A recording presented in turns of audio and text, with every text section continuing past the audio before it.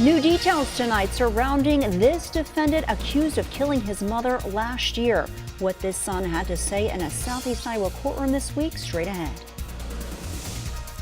And just a few clouds moving overhead. Otherwise, it was a nice day across the nation's midsection with sunshine and fairly warm temperatures.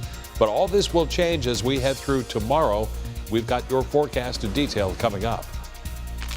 And one state agency now turns to fire to save money and preserve the environment. KHQA News at 6 starts now. This is KHQA News at 6, working for you. Our top story tonight, a Keokuk man pleads guilty to killing his mother in the home they shared. 24-year-old Devin Williams described how he smothered his mother with a pillow last year at his hearing Tuesday in Fort Madison. That's all according to the Burlington Hawkeye newspaper. Now he says he did so to keep 54-year-old Lori Williams from screaming at him during that argument. Now Williams had been scheduled to go on trial on April 24th. Here's what's next. His sentencing for second-degree murder is now scheduled for May 18th. Meanwhile, police believe a serial bomber who had Austin, Texas on edge the last 3 years is now dead. Authorities say 23-year-old Mark Condit blew himself up this morning. He is the person police believe is responsible for a string of deadly explosions. Police traced Condit to a hotel overnight. They intended to take him into custody when he started to drive away in an SUV. Members of the Austin Police Department SWAT team approached the vehicle. The suspect detonated a bomb inside the vehicle. The first bombing happened March 2nd. 4 happened in Austin, with a 5th happening at a FedEx facility north of San Antonio. 2 people were killed, 4 others injured. Authorities have not ruled out that the suspect may have placed other bombs or even had accomplices. Tonight at 6, this Carthage man is now in trouble with the law on drug charges. Hamilton police now say 19-year-old David Amiatek II was found with meth and drug paraphernalia. The arrest happened after a suspicious person was reported in the 1800 block of Keokuk Street in Hamilton. Amiatek was taken to the Hancock County Jail. He faces 3 to 7 years in prison if convicted. Switching gears to the Show Me State, Missouri death row inmate Russell Bucklew is still alive tonight. The Supreme Court granted Bucklew a stay of execution for the second time. Hank Kevin Gennaro has more from Bonne Terre, Missouri. The Supreme Court decided in a 5-4 decision to grant a stay of execution for Russell Bucklew. Bucklew had killed his ex-girlfriend's new boyfriend back in 1996. Now, this is not the first stay of execution that Bucklew has received. The last came in 2014, and that's when his lawyer was arguing that lethal injection would be too painful of a way to die, and that's why the stay was necessary. According to the comms director with the Department of Corrections, they had planned to go through with the execution as it was scheduled at 6 o'clock. As of now, there's no timetable for a new execution date. Live local now, Hank Kevin, Heartland News. Now, your KHQA Elite Weather Team first forecast.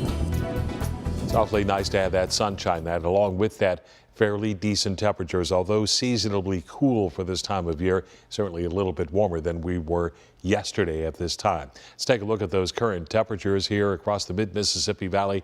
Upper 40s to around 50 in most spots.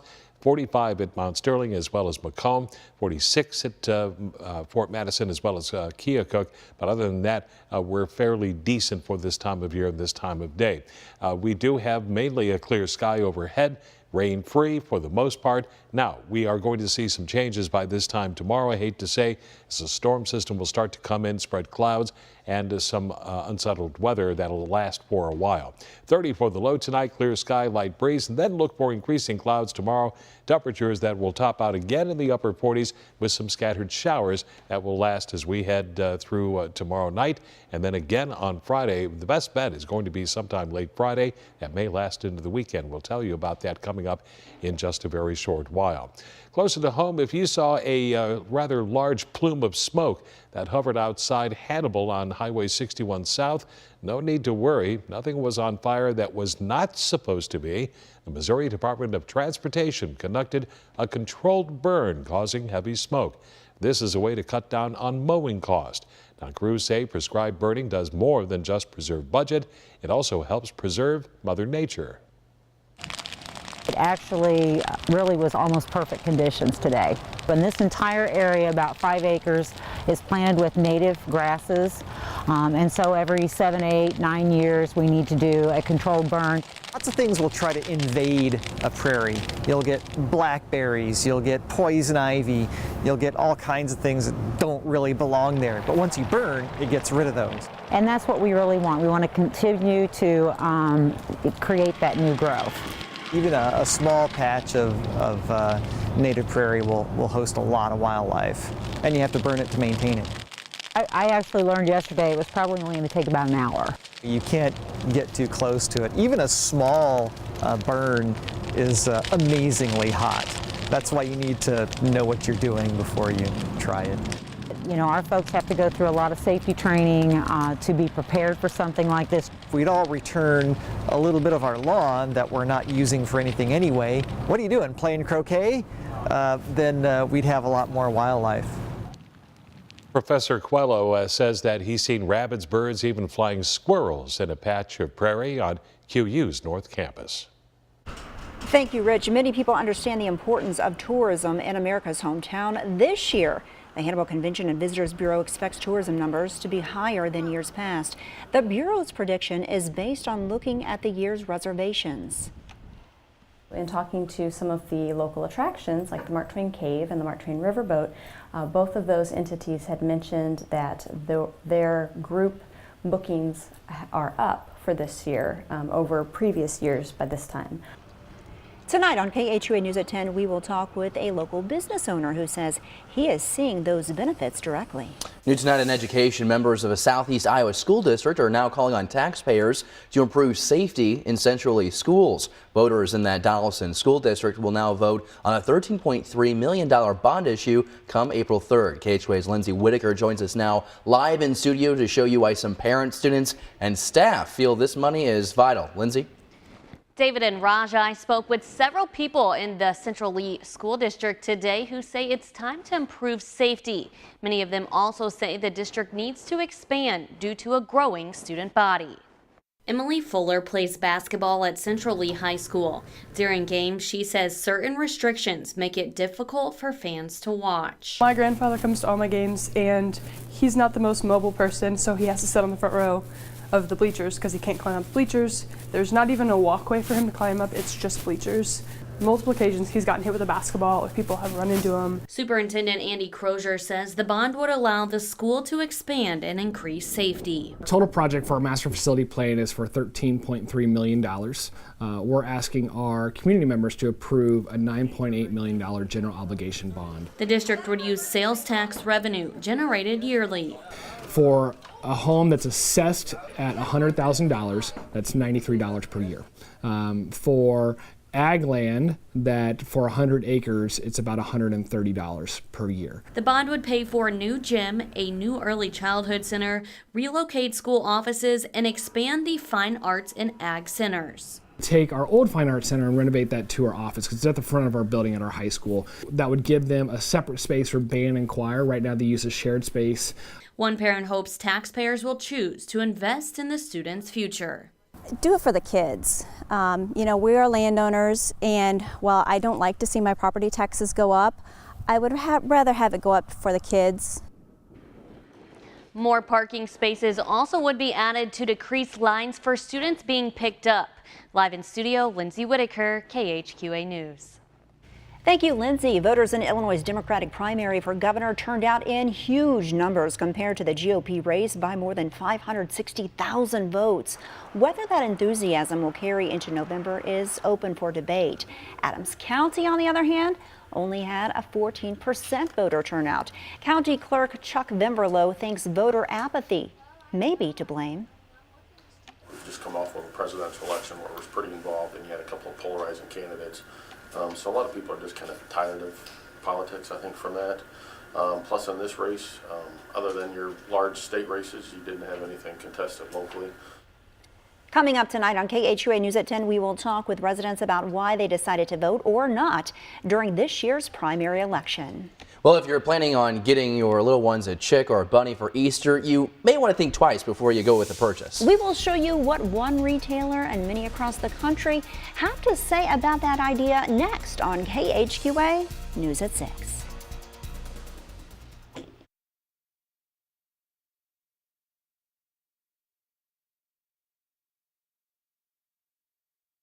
Here's a look at what you can expect this Saturday in America's hometown. The Hannibal Public Library will host its Easter egg hunt. You're looking at video from the hunt back in Hannibal, and it goes back, can you believe it, 1939, and that's the video that you're looking at right now. Doors will open at 9 a.m. The hunt begins at 9:15 in the morning. The event is free and open to the public. Participants might find candy, stickers, some larger prizes inside those eggs even. Sounds like it'll be a great time. And as you just imagined, Easter just around the corner, and with that comes an uptick in bunny and baby chick sales. Well, here's what you need to think about if you're considering it. Retailers are urging customers to not buy them as pets. It's because chicks grow into full-size hens and are usually meant for sale for someone who looks to raise them for their eggs. Leon Obert serves as store manager at Farm and Home Supply in Quincy, and he encourages people to do their research before they buy these animals. Highly discourage you raising them as just pets and entertainment. We don't want you to buy them for kids for Easter.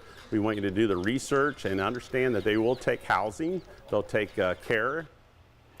Housing chicks can be very costly if you intend to raise them for their eggs. And a beautiful day of sunshine here in the Tri-States on this second day of spring. Let's turn things over to Chief Meteorologist Rich Kane. Much better on the second day of spring than it was even on the first day of spring, Raja. And all that nasty weather is still well off to the east, but it's what's off to the west, far off to the west, that we're going to be keeping a close eye on, as it may affect us even leading into the weekend. We got your forecast in detail coming up next.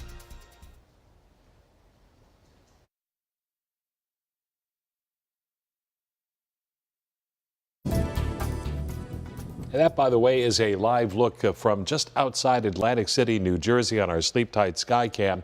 It is still snowing, although moderately snowing. Not a whole lot of snow accumulation when you're along shore. Some of that snowfall is very, very light in nature, but once you get inland towards Hudson County, New Jersey, I just checked the website, they got 7.5 inches of snowfall on the ground. That's off to the east, but that is not the case here in our own tri-state area. We got plenty of sunshine, a few puffy clouds here and there, but a lot of that is already beginning to kind of melt away. From Quincy Regional Airport, we do have mostly sunny sky, 47 degrees, humidity at 42% with a northwest wind at 14. Pressure is steady at 30-19, and pretty much the same across Macomb. Lots of sunshine, a temperature of 45, humidity at 34%. It's dry, and north-northwest wind at 8, 30-20. Barometric pressure slowly rising the last half hour or so. 48 now in Hannibal, 46 Keokuk, Port Madison, 49 at Kirksville, and 47 at Novelty, as well as Monroe City, 47 at Barry, Pittsfield, and now 46 at Jacksonville. The radar has been showing generally just a little bit of cloud cover, but a lot of that now melting away. We got pretty much a ridge of high pressure that is anchored overhead that is going to create a light wind during the overnight period. So along with that, a clear sky, any heat for the day is just going to go right back up in the atmosphere. So it's going to cool down. We're going to get down to around 30, but our wind will shift to the south tomorrow. But we'll have more clouds starting to roll in ahead of our next weather system, and that will give us a shot of some showers, and that shows up on our home bank forecast in motion. So we'll put this through time. Clear tonight, but then the clouds gather tomorrow, and a few spotty showers by midday. But there's a little better chance of showers as we progressively get through the afternoon and evening, and a better chance of showers as we go into Friday's time frame, especially in the afternoon and evening. Nothing in the way of heavy rainfall, but this is more moderate, steady rain as this makes its way through, and this will be one wave right after another. As a matter of fact, rainfall amounts will be quite respectable, upwards of about 1/10 to maybe even 2/10. 3/10 of an inch at Pittsfield is what our model is now painting out. This will gradually build up as we head into the weekend because it's not over until we head towards Saturday night. Overnight tonight, 30 for the low, clear sky, light breeze, and tomorrow look for increasing clouds, highs upper 40s with a chance of showers, south wind at 5 to 10. Extended outlook, here we go. Showers and thunderstorms becoming more likely, especially from Friday and into Saturday as we turn cooler from 50 to around the mid-40s with overnight temperatures that will be cooling as well for the first part of the weekend. We break out with sunshine on Saturday with a high of near 50. Then the reward is in the waiting because we're back into the mid-upper 50s, getting close to 60 in a few spots next week with overnight lows warming as well. But we've got a chance of showers once again Monday into Tuesday of next week. All right. Great day on this Wednesday for that sunshine. Made me happy anyway. That made a lot of people happy. Thanks, Rich. Well, up next in sports, it's awards week here at KHQA, and it's the 2018 KHQA Boys Breakout Player of the Year. Chris has that story next.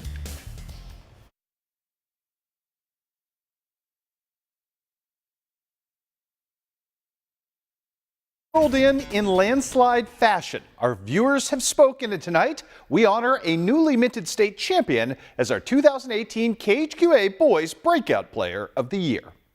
Here's a fun fact for you. Trey Miller is likely the first and probably last ever breakout award winner we'll ever feature here whose numbers actually regressed from one year to another. Marginally anyway, as a more balanced Vanfar squad didn't ask their 6'2" junior forward to shoulder as much of the load this season. In turn, Trey went from delivering 14 points and 9 rebounds a night last winter to comfortably contributing averages of 10 and 8 instead. A modest decline that in no way signals a diminished importance here. To the contrary, the numbers are ancillary, as Trey Miller is being rewarded here for revealing ultimate composure in the clutch, on the biggest of stages and in the most crucial and critical of moments. You see, for a whole new generation of future Vanfar Indians, Trey has become their Mikey Smith. Two figures forever immortalized for delivering improbable state championships, and now forever linked in what has become over the last 15 years a very rich and lavish high school basketball tradition on the strength of both their efforts. In 2004, it was the now legendary Smith dunking from the emblem at the Hearn Center that stood as a signature moment in thrusting Indian basketball into state immortality. In 2018, however, it's Miller's up and under move in overtime that is getting emulated in driveways and around parks in town. An echo reminding all that even small town kids can dream the biggest of dreams themselves and raise the prominence of their community through sports. It's a wonderful piece of history that Trey has carved for himself, but it also doesn't tell the whole story of his value to his team. Long before he hit that shot, there was Miller digging in during the second half of that game with Hayti, destroying the interior of their defense and helping to crush a once 13-point deficit. And before that, there were critical takeover moments in wins over both Canton and Milan that in fact paid the freight for that trip to Springfield. In short, I'm not sure how you quantify Trey Miller's true value to the Indians, other than to say a state championship trumps just about any other statistical metric I can think of. He was a very good player on a team comprised of a lot of same. And when his number was called and he was needed the most, Miller time proved to be winning time for Missouri's newly minted Class II Kings of the Hill.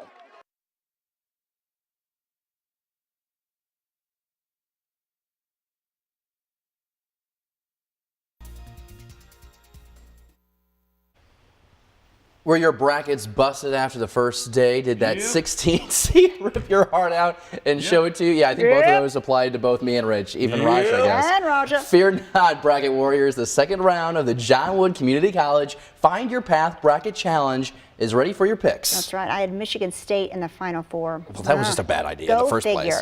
Hey! Outside is... You are so silly. We'll talk after this newscast.